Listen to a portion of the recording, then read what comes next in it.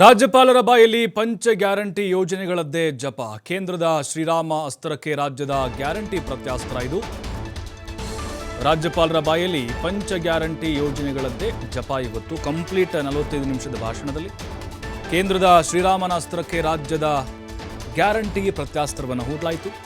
ಸರ್ಕಾರ ನುಡಿದಂತೆ ನಡೆದಿದೆ, ಕೊಟ್ಟ ವಚನವನ್ನು ಪಾಲಿಸಿದೆ. ನುಡಿದಂತೆ ನಡೆಯುವಂಥ ಸರ್ಕಾರ ನಮ್ಮದು.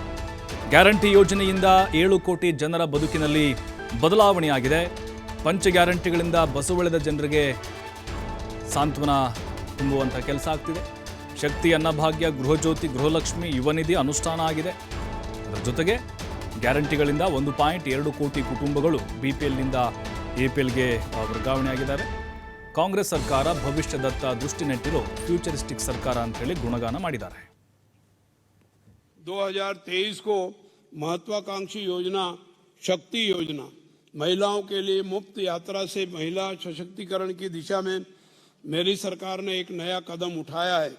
इस योजना से राज्य की 3.5 करोड़ महिलाएं लाभान्वित हो रही है, जिनमें लैंगिक अल्पसंख्यक छात्राएं जाति और धर्म से परे लाभान्वित हो रही है.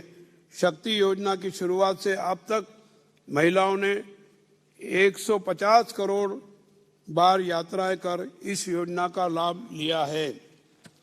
राज्य सरकार की महत्वाकांक्षी अन्न भाग्य योजना के तहत राष्ट्रीय खाद्य सुरक्षा अधिनियम के तहत वितरित 5 किलोग्राम खाद्यान्न के साथ अतिरिक्त 5 किलोग्राम खाद्यान्न वितरित किया जाएगा. इस प्रकार प्रत्येक लाभार्थी को 10 किलोग्राम खाद्यान्न वितरित करने के लिए प्रतिबद्ध है.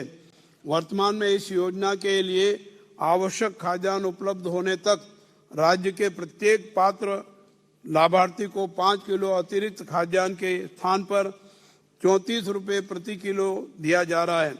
यह राशि DBT के माध्यम से परिवार के सदस्यों के बैंक खाते में जमा की जा रही है.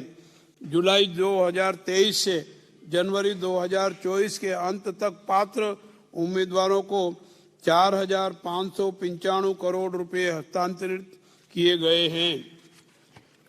दिनांक 1/7/2023 से लागू की गई गृह ज्योति योजना राज्य के प्रत्येक घर को प्रति माह 200 यूनिट की अधिकतम खपत सीमा के अधीन मुफ्त बिजली प्रदान कर रही है.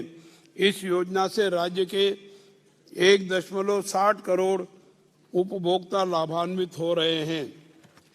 गृहलक्ष्मी योजना के तहत 17,500 करोड़ रुपए का अनुदान आवंटित किया गया है, जो राज्य के प्रत्येक पात्र परिवार की महिला मुखिया को हर महीने 2,000 रुपए प्रदान करता है. योजना के तहत 1.17 करोड़ महिला लाभार्थियों को पंजीकृत किया गया है और जनवरी 2024 तक उक्त लाभार्थियों को कुल 11,037 करोड़ रुपए का अनुदान DBT के माध्यम से जारी किया गया है. सरकार द्वारा युवा निधि योजना के तहत आदेश जारी किए गए हैं कि वे सभी स्नातक एवं डिप्लोमा धारक जो वर्ष 2022-23 में उत्तीर्ण हुए और 180 दिन पूरे होने के बाद भी रोजगार प्राप्त नहीं कर सके, उन्हें क्रमशः 3,000 रुपये एवं 1,500 रुपये मासिक भत्ता 2 वर्ष की अवधि के लिए या 2 वर्ष के भीतर नियोजित के रूप में दिया जाएगा. यह योजना राष्ट्रीय युवा दिवस यानी स्वामी विवेकानंद जयंती के अवसर पर लागू की गई है. इस प्रकार मेरी सरकार ने गारंटी योजनाओं को सफलतापूर्वक लागू करके प्रतिबद्धता पूरी की है. गारंटी योजनाओं से लोगों के हाथ में पैसा आने से अर्थव्यवस्था को नई गति मिली है. एक तरफ राज्य में बड़े पैमाने पर घरेलू और विदेशी निवेश आ रहा है. इन 8 महीनों में राज्य में 77,000 करोड़ रुपए से ज्यादा का निवेश आया है. दूसरी ओर गारंटी योजनाओं के कारण लोगों में क्रय शक्ति का नया संचय होने से आर्थिक गतिविधियों में तेजी आ रही है. टैक्स कलेक्शन बढ़ रहा है. मुझे ये बताते हुए गर्व हो रहा है कि जनवरी माह के अंत तक हमारा राज्य GST संग्रहण में वृद्धि दर के साथ देश में प्रथम स्थान पर है. पिछले 8 महीनों से यहाँ विकास का एक नया युग शुरू हुआ है। मेरी सरकार इसे और भी ऊपर ले जाने के लिए प्रतिबद्ध है। मेरी सरकार द्वारा शुरू की गई गारंटी योजनाएं देश के लिए एक मॉडल है।